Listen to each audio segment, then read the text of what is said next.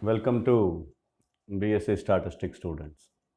In this lesson, I discuss sufficient estimator of one particular distribution. So that is, I'm discussing some of the results on sufficient estimator. I calculate sufficient estimator of the parameter lambda in Poisson population. So now I calculate sufficient estimator of the parameter lambda in a Poisson population. So if we consider Poisson distribution and let us consider x1, x2 and so on xn be a random sample of size n drawn from a Poisson population whose density function is, let us consider f of x comma theta of the Poisson distribution. Here theta is the population parameter lambda, the parameter of the Poisson distribution. So I consider in general fxi comma lambda is the function I consider, the probability function which I consider for the Poisson distribution. From the Poisson population, if you are assuming that it is going to be drawn, then I think the Poisson function e power minus lambda, lambda power xi divided by xi factorial. Okay, where xi takes whatever the xi should be greater than 0. It takes the values greater than 0, which means discrete values is equivalent to be 0, 1, 2 and so on. Xi takes the value and lambda is greater than 0. Because the Poisson distribution is a discrete distribution, xi takes the value 0, 1, 2 and so on. It takes greater than 0 values, that is greater than or equal to 0. Xi is equal to 0, 1, 2 and so on. Lambda greater than 0. So this is what the Poisson distribution function. This is for all xi. This is for all xi, for x1, for x2 and so on for xn. That is whatever the sample is drawn from the population, for all the sample observations, the distribution is Poisson distribution we have considered. Right now, to calculate a sufficient estimator, it requires to calculate likelihood function, and by using Neyman's factorization theorem we have to go and prove it. By using Neyman's factorization theorem we have to prove it. So therefore I am calculating likelihood function L. L is the likelihood function of this Poisson population and the variables x1, x2, xn.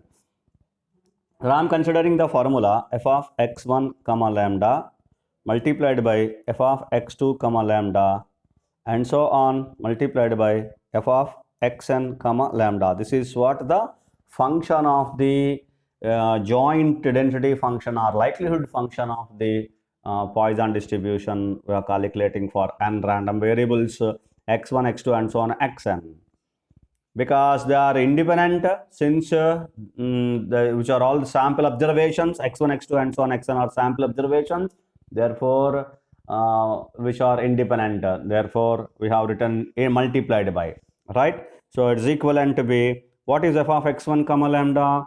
E power minus lambda, lambda power x1 divided by x1 factorial, that is the first one. Similarly, e power minus lambda, lambda power x2 divided by x2 factorial and so on multiplied by e power minus lambda, lambda power xn divided by xn factorial. This is what the function, likelihood function. Now you have to multiply and get some value. So it is equivalent to be, I am writing in two particular forms, right?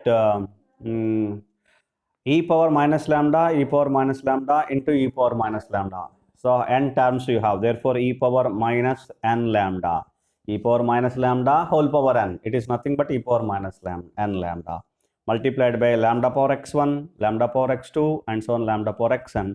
Hence it is lambda power x1 plus x2 plus and so on plus xn multiplied by remaining values are 1 by 1 divided by x1 factorial into x2 factorial and so on xn factorial. What is required in the factorization theorem, Neyman's factorization theorem? I write one more step. It is equivalent to be e power minus n lambda and lambda power, I am writing that is a summation I is equal to 1 to n xi and 1 divided by x1 factorial, x2 factorial and so on xn factorial. This is what the value you have. But if you consider this is one particular function, this is another function. I specify factorization theorem first of all, so that you can understand this is what likelihood function. Likelihood function L should be expressed as g of population parameter theta and function of t of x. So g of theta t of x multiplied by h of x. What is g of theta and t of x? It is a function of theta and function in theta and x, and h of x is a function of x only. It is independent of theta. That is what you have to express in this function. In this way, the likelihood function is going to be expressed.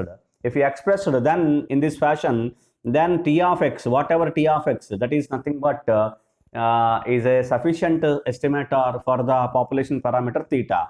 So here I consider theta is equal to lambda and t of x is equal to summation I is equal to 1 to n xi. Summation I is equal to 1 to n xi. So therefore,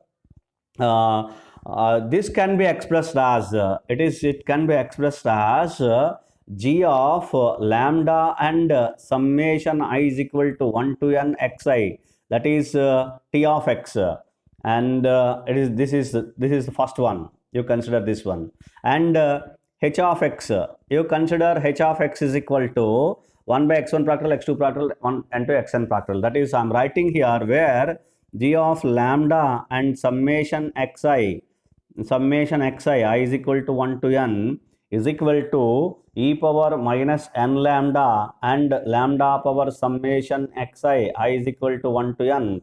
That is the first function, g of lambda and summation xi, that is t of x. I am considering this one, and lambda is the parameter theta.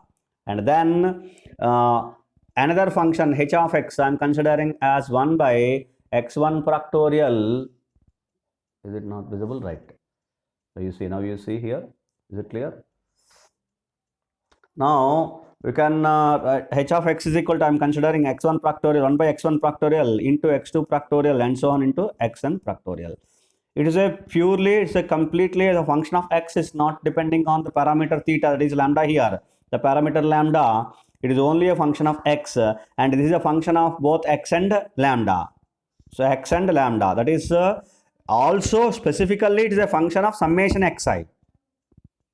So it is a function of summation xi and lambda. It is a function of x only. It is independent of the parameter lambda. So therefore L is expressed in this fashion. Therefore whatever t is equal to, that is t of x, is equal to summation I is equal to 1 to n xi is a sufficient estimator,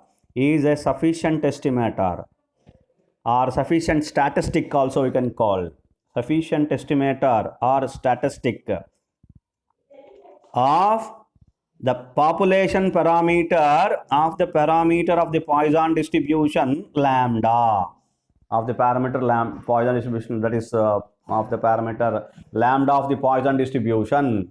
So this is what the proof of the how to obtain sufficient estimator of the Poisson distribution, or the proof of the sufficient estimator of the lambda. Summation xi is the sufficient estimator of the parameter lambda. It is also further, the problem is finished. Now further I specify one more thing, that is basing on the invariance property of sufficient estimator, x bar is equal to 1 by n summation xi I is equal to 1 to n is also a sufficient estimator of the population parameter lambda in the Poisson population, that is in the Poisson distribution or Poisson population. So that is now we can specify that x bar is also sufficient estimator, or summation xi is also sufficient estimator of the parameter lambda. Hope you understand. This is what the problem of sufficient estimator of the parameter lambda in the Poisson population. Thank you.